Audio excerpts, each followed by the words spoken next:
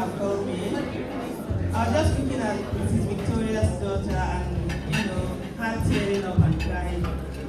And it was really emotional. And seeing the husband, the last time we visited with Mr. Peter, he was really down. And I'm so grateful at the tenacity, that has kept him going. And today he's standing and he's working on his own. Even with the approach, it's amazing from seeing him where he was when we visited him in Calcutta. So I don't know, you're asking for ginger. Honestly, me, I'm even down here.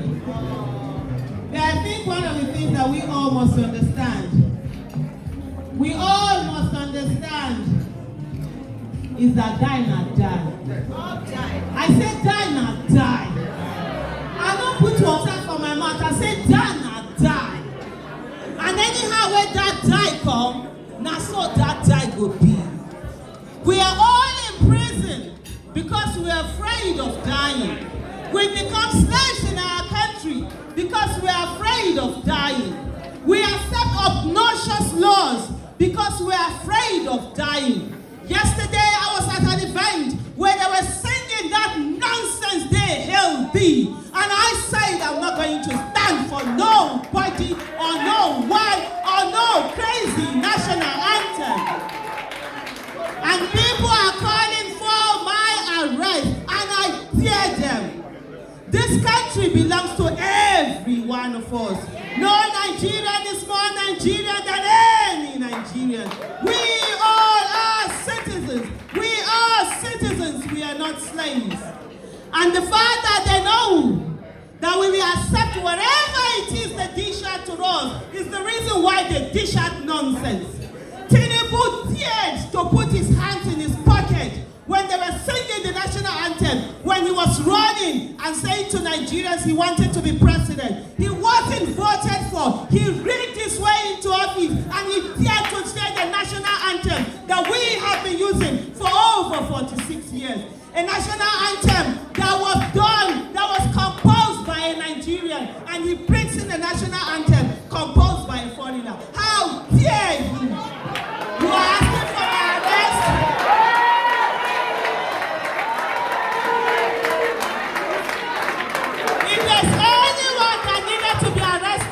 It is Tinubu. During their campaign, when they were singing the national anthem, the Arise or compatriots that we know, he stood with a walking stick or whatever it was he was holding and held it over his head, and he wasn't arrested. And some people are sitting down and they're daring to call for my arrest, and they wait for them. We died here. I said they wait for them. We died here. There is no retreat. There is no surrender. This country is our own. And I must say to the citizens of Nigeria, we have failed our children. We have failed our children.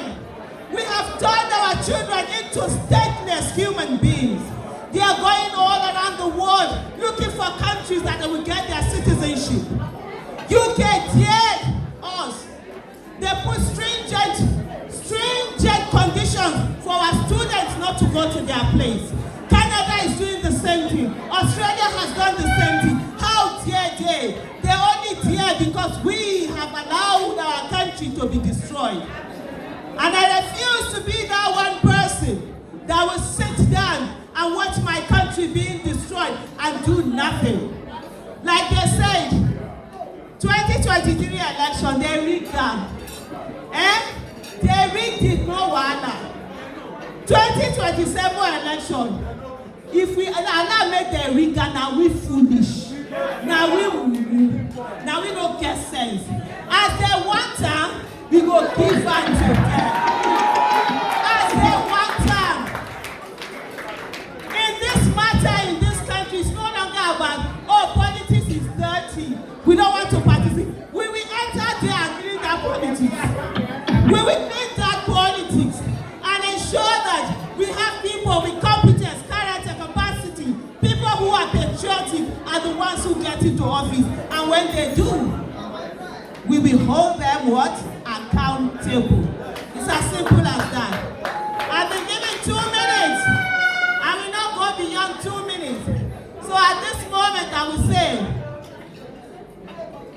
Greatest Nigerian people.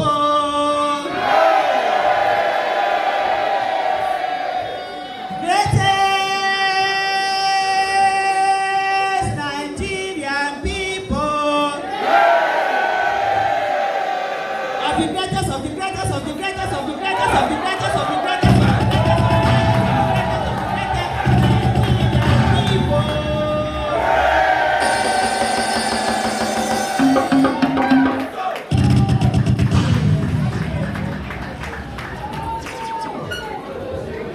And there she was, telling us that she had no ginger to give. When we check Aisha's DNA, it's made of ginger, sugar and spice, and all things nice.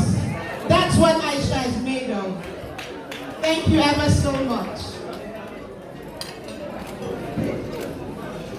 Is the dance? Hello everyone.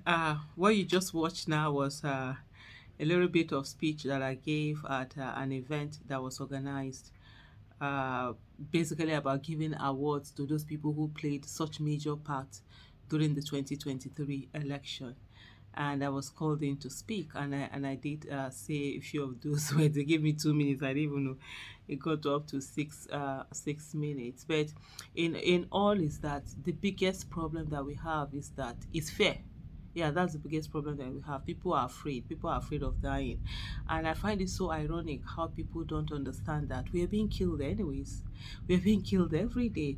And I think because we have this sense of protection, this sense that we can never be victims, this sense that it only happens to others, it won't happen to us. I think that's the thing that really it's making Nigeria to still hold on to and think that, oh, they will not speak or they will not come out so that they won't be killed, not knowing that, oh, they are being killed anyways every day and everyone is a victim. I always say that, look, being a victim in Nigeria is not a matter of if you will be a victim. It's a matter of when will you be the victim, because we are all victims waiting to happen. And there's this saying I used to say, you know, I would say yesterday's victims were once survivors, that today's victims were yesterday's survivors, and tomorrow's victims will be today's survivors. And I ask, who is next?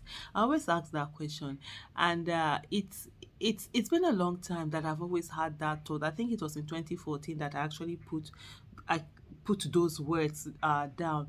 One of the reasons where it came from was I lived in Kaduna at one time, and I witnessed, you know, a riot. You know, you're always having riots and all of that. People were killed. I can't remember which of the riots it was particularly, whether it was the 2011 riots also. But for me, what really pained me was that seeing the number of people that were killed and how people after that started sending text messages around happy survivor, happy survivor. That thing, it hurt me. And I was like, how you know, heartless is this? People died, a lot of people died. What are we doing happy survivor for? And I was like, those people who were killed this riot, they survived the next riot. Guess what? They were killed this riot. And if there's going to be another riot, we that we survived this riot are going to be the ones that will be killed the next riot. So there's nothing about being happy and happy, saying happy survivor and everything. That we must understand that people lost their lives, and we must empathize and know that we also are victims, and begin to do things about it to ensure those kind of things never occur. But anyway, it's just so sad where we are, and just seeing how people are always so afraid and stuff like that. We're being killed in our houses, we're being killed on the road, bad governance is killing us, corruption is killing us, you know. And the list the list of the things that are even killing us are bullets because of our voices or protests or anything. Terrorists are there, kidnappers, bandits, call them all what you want to call them. They are killing citizens. And we're just sitting down, accepting and just praying. God will not do for us what He has given us the capacity for us to do for ourselves. Thank you so much for watching. Bye.